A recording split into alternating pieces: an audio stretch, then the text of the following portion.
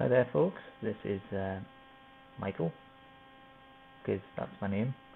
Um, we're already off to a fantastic start here with the introduction.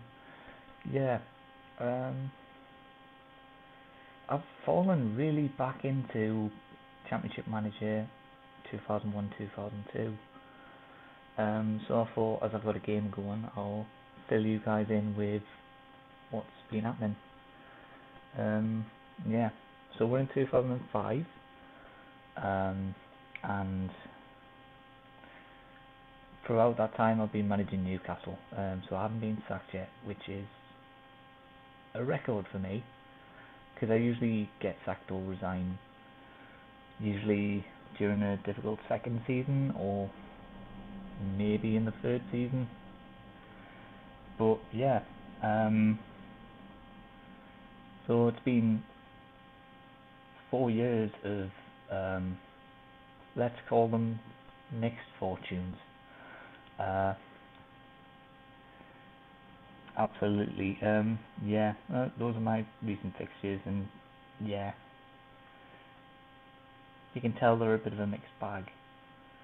And we're sixth in the Premier League at the minute, but we've also lost 5 games in 12.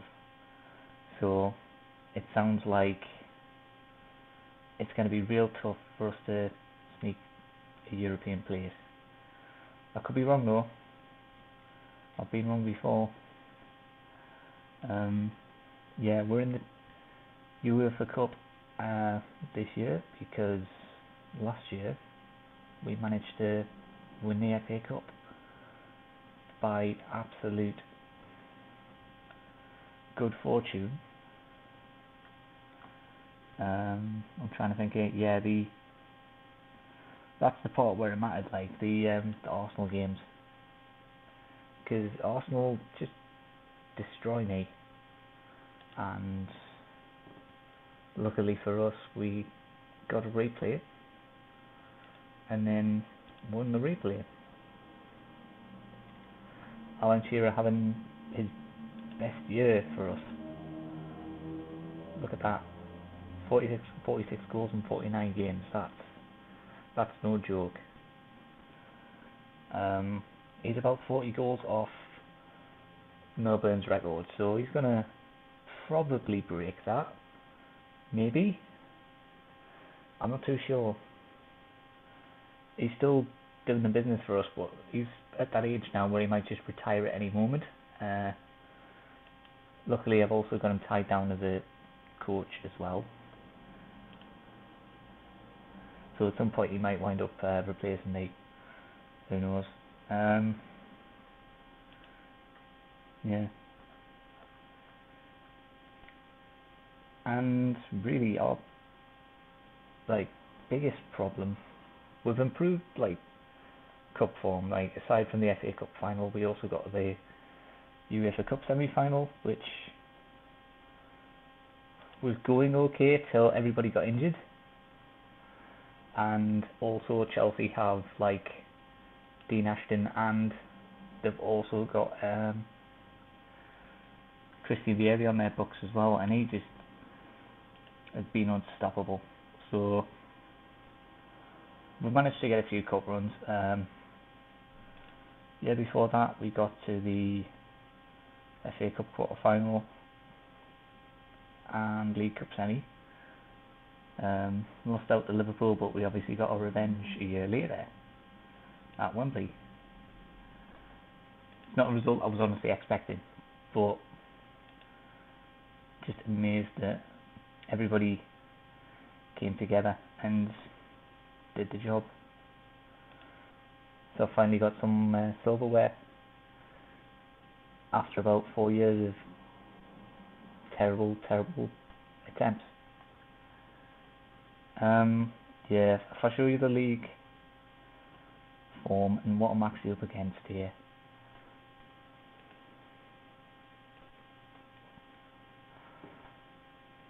Started off positively, landed 5th, then it was 7th,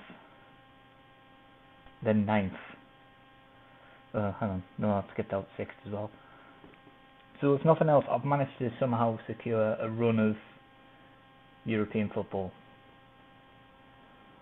which is quite bizarre. But we've not really pushed on. Wow, that goal difference is just shambolic, and it's always been like that. Jeez, I actually thought it was like a relatively new problem, but it's like we just can't keep the back door shut.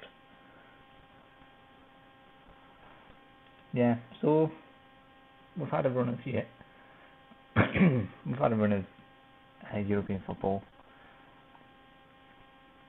Won the Charity Shield as well, which I'll take. But yeah, it seems like the cup runs are the only thing that are like stopping me from maybe getting sacked. Freddie Shepherd's still relatively chuffed with his. He's even more chuffed now that I've actually won something.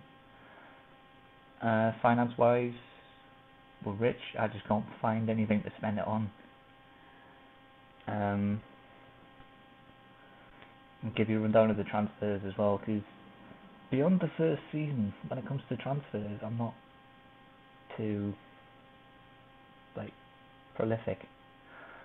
It seems like once you get 1 or 2 2 or 3 seasons in, you have to actually rely on your ability to pick players.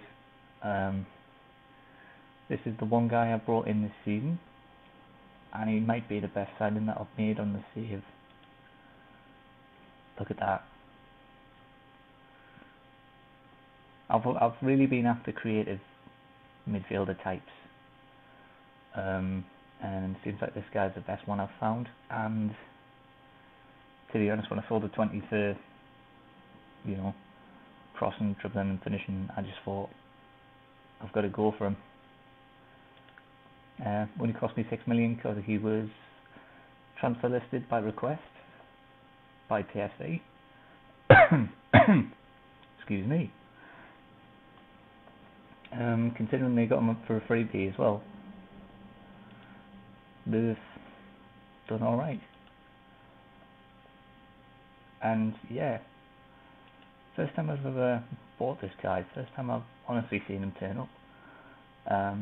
Transfer wise, I'll go through the seasons and you can see kind of who I brought in. I brought in Alan Navarro because Kieran Dyer left.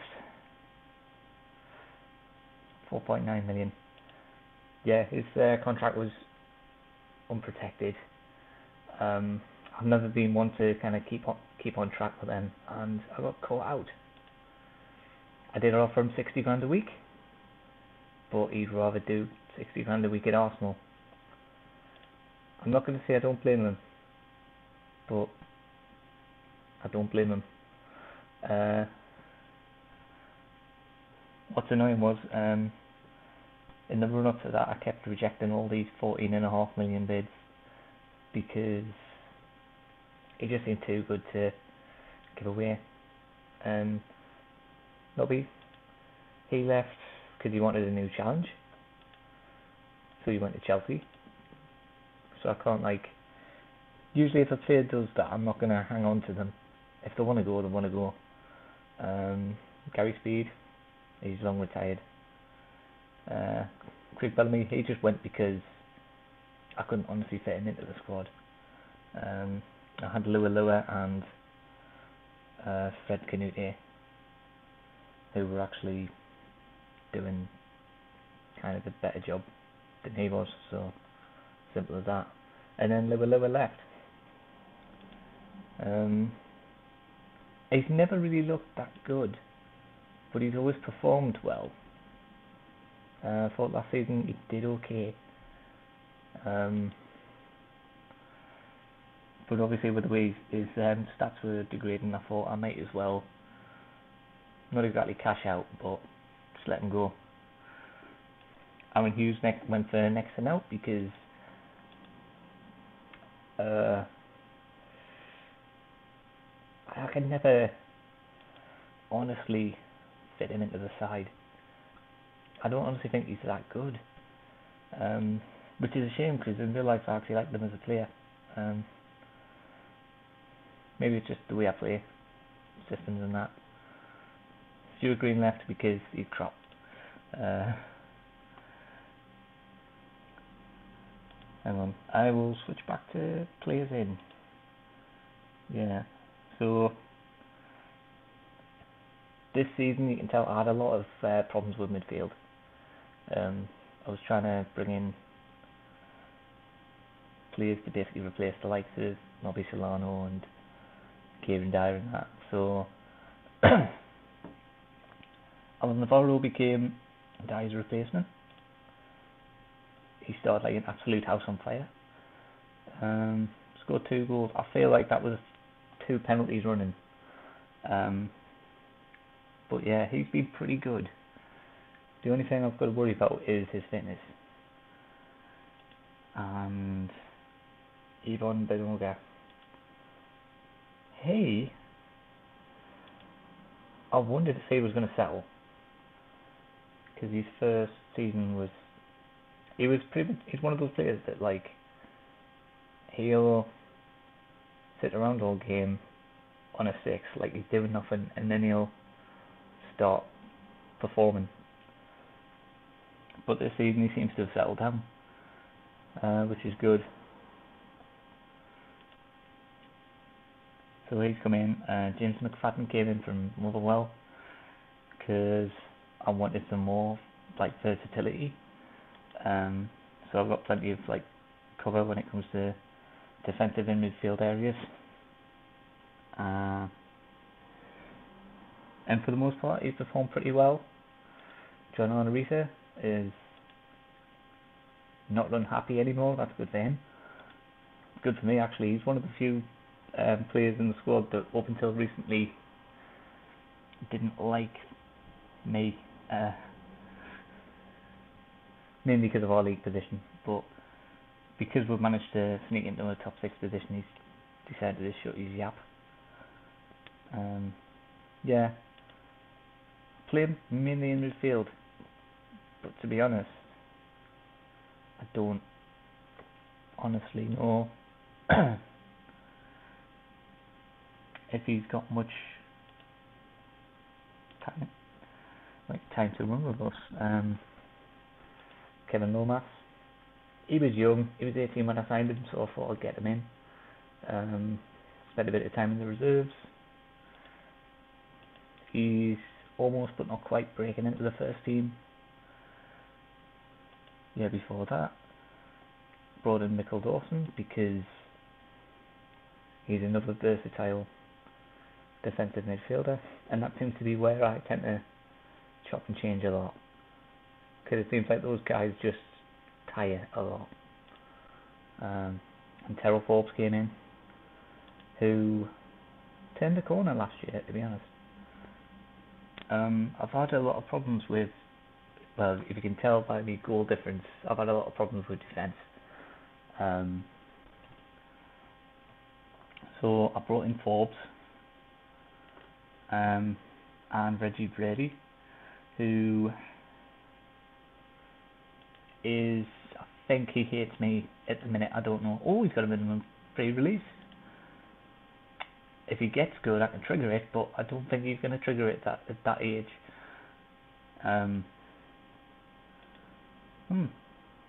Yeah. Had a good first couple of seasons. Last season, he's kind of slumped.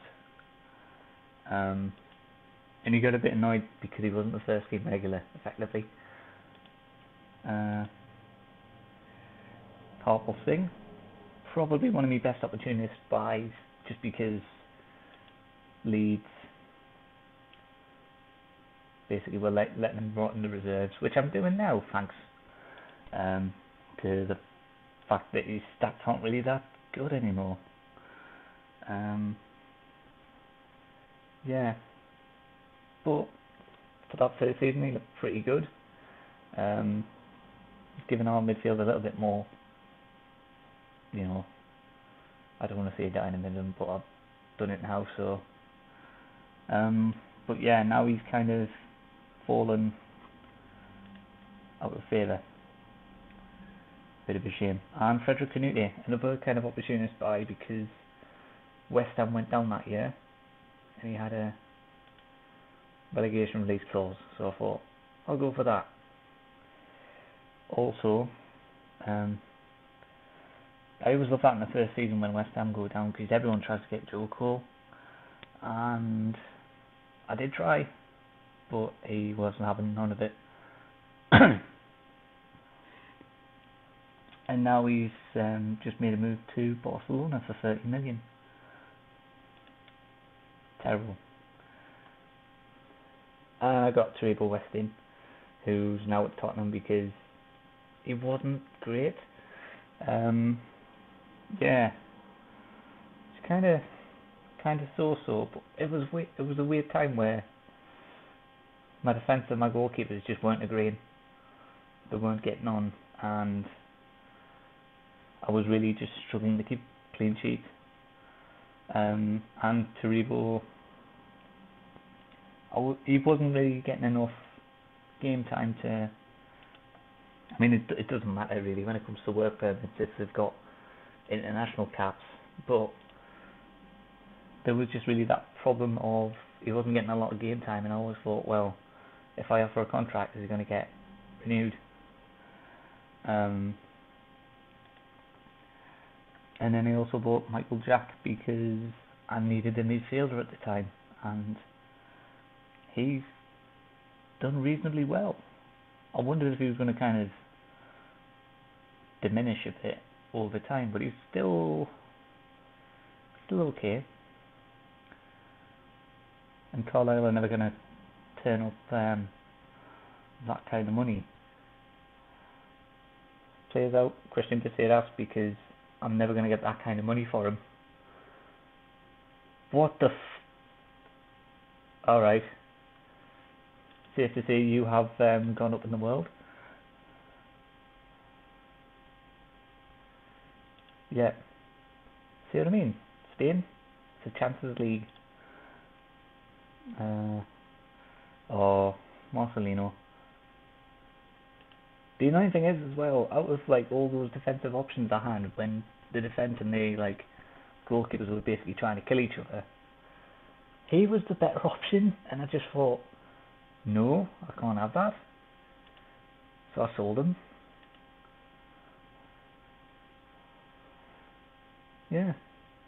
Looks like Madrid broke even on him, and now he's at Valencia.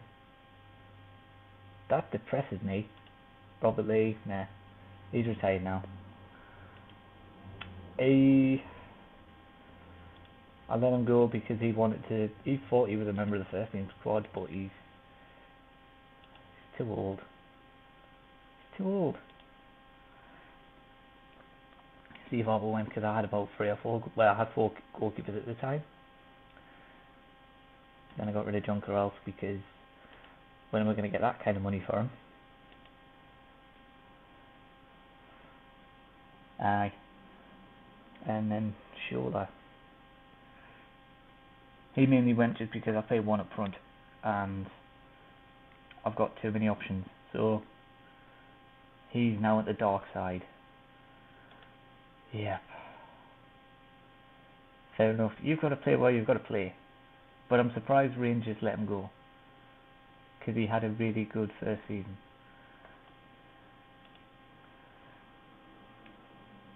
Well, and Jamie McLean as well, is he? Oh, he's at Bristol. Alright, he found the work. With McLean and Shola, I thought at the start of the save I was going to try and get them to chase down the appearance records and the goal scoring records for Newcastle, but it soon kind of became apparent that neither of them were good enough to do that.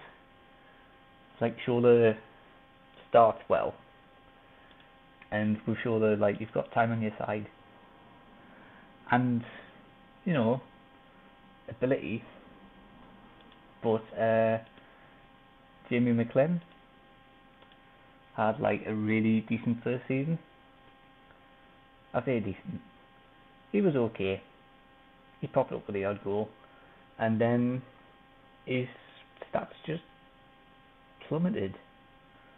So I thought, might as well let him go, and you know, now he's somewhere else. I can't believe I'm going into detail about this, but I suppose there's 4 years worth of stuff to catch up on. Wink wink. Yeah. He's good, but again I had options at left back, so let him go. Clarence Acuna, his stats were on the decline and the board wanted to get rid of him. And he wasn't quite the player that he was in the first season. So I just tried to get some money back off him. Gavilan, he was one of the first players to kind of get disrupted. He basically turned up and said, I think I've made a mistake moving to England. So slashed his asking price and Central got him for 2 million. So bit of a shame, like he wasn't too bad. But his head just wasn't in it. I mean, look at that, he's done okay. 2 decent seasons. Through the West went for like 4 million, which I was surprised at, and I thought I'd take it. How's Pedro Dimas doing? In wherever walking is. Oh, he's found his calling. Bloody hell, look at that, man. Look at that. You found your level. What a hero.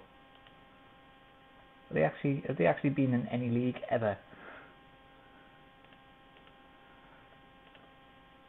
Alright, they've been in the conference. Maybe they'll get back there. Off the back of his goal scoring prowess.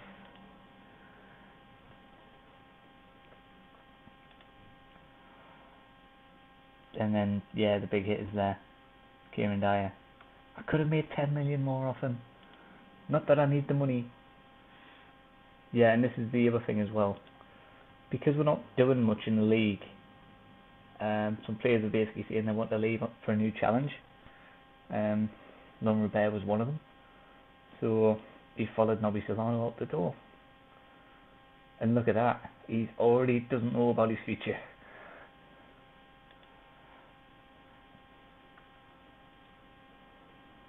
And he started okay. He actually settled down into like a really decent player, and it's a shame. Yeah. Oh, has Andy Griffin found work? It's Bristol City again. Good lad. Richard Offiang? No. Sometimes you get lucky with the dice rolls on him and he becomes really good, but not in this case. Huh. Pink shirted sport boys. What the fuck? Yeah. He was the youth product and he wasn't really going anywhere. Who are these then? Oh, whoa, hang on. He's gone abroad. Oh. That doesn't help me. It's Peru. Probably Solano. Probably just tipped them off. That about sums up the transfers, really. In terms of players, it's pretty much Alan Shearer all the way. And now that he's arrived, Jensen, who's been just absolutely stunning. I'm really surprised as well because I don't tend to find midfielders like that, so I'm quite happy with that. Another thing to note, Jamie Coppinger, he's turned into somebody decent, and I'm surprised. I've still got him listed for loan because it makes no difference to that anybody comes in for them. Yeah, and he's suddenly become a first team player. And he's been legitimately good. I think his passing stat goes a long way to helping him that, you know, because not that much else is going for him. He's got a bit of pace and a bit of speed, but he just seems to, he must be able to pick a pass or something. And I'll quickly mention the goalkeepers. Yeah, brought in Dionysius Kiotis. That was mainly because Steve Harper and Shea Gibbon were shocking, like really shocking. Like, you know when you get a goalkeeper that puts in like a 5 or 6, and you think, okay, he's not playing the next match, I'll bring in these replacements, and he puts in a 5 or 6, and you suddenly realise that you just got a cycle of shambolic goalkeepers that just can't settle. So that was kind of the big issue, but it seems like they're settling down. Kyoto has been more consistent. I mean, still conceding shitloads, but I don't really know. Like, it's not, if he's performing well, then it's no fault of his own. Same could be said for Shea, who's settled after that. Look at that, man. 6.5 first season. What is that wank? And we've also got a couple of relatively okay reserve keepers, youth team products. Yeah. Don't know if they'll honestly touch the first team, to be honest. I actually think that he's probably, oh god, he is. He is better. He signed with the 15-year-old like a few months back, and he's already went 2 up for East Hampton, so he is, I mean, he's conceded 10, but I think he's the future. And he's 16, so tell you what, I'll list him for loan, see if anyone comes in. Nobody comes in for them though. Look at that. Olivia Bernard. Oh, he's homesick. Get in and transfer list him.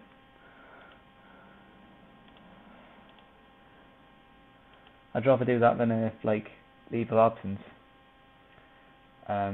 Plus he's never really found his way into the first team.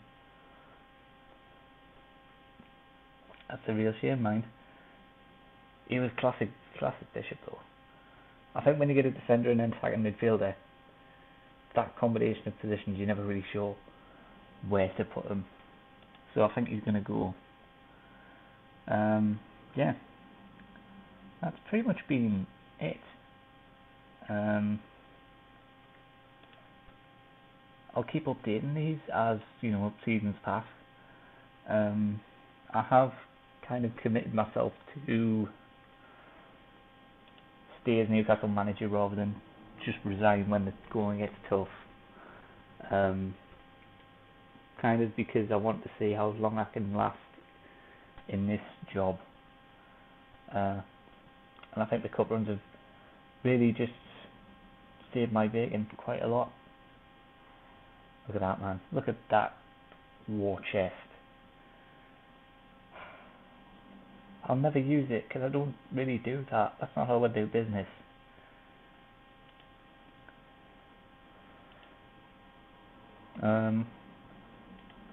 I'll show you Shearer's goal scoring as well. So, time's starting to get against him, but he's still doing the business, so he's probably going to beat Melbourne's record next season. It's not going to be this season, not unless he has an absolute stormer like last year. And I don't think that's going to happen, because I feel like the torch is being passed to Jensen. Also, Michael Chopra has slotted in now, and he's started to get a few goals, which he needs.